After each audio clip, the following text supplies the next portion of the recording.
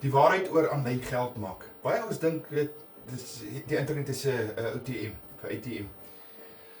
Die waarheid is, dis maar net nog 'n besigheid. Ek het op na hierdie goed gekyk, ek was ook versigtig, ek was ook skepties.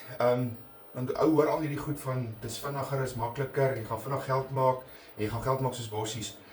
Mense, onthou, aanlyn besigheid is en die internet is nie ATM nie. Dit is nie van oornag nie. Dis hoekom almal skepties is en ons almal werk en ons werk hard vir ons bly die geld.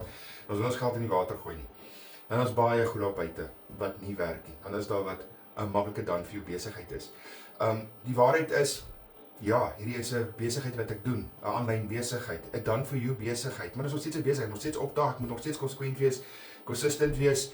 Ek moet nog steeds werk insit. Maar dat dit klaar beproefde besigheid is, dit klaar dan vir jou is, klaar dat daar goed gemaak is soos 'n klare website, klaar payment links en funnels. Daar's klaar dit in plek.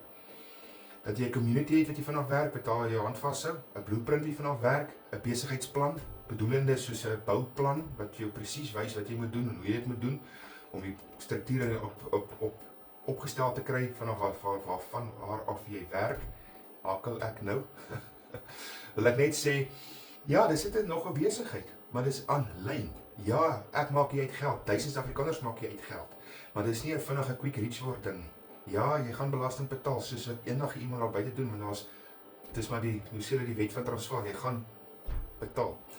Punt is, sit vir my PDF in die kommies. Ek gaan vir jou PDF stuur, ek gaan vir jou video stuur, ek gaan vir jou goedjies stuur. My nommer is hier onder. As jy meer wil weet, kan ons lekker gesels, dan gaan jy alles wys. Lekker dag, bye bye.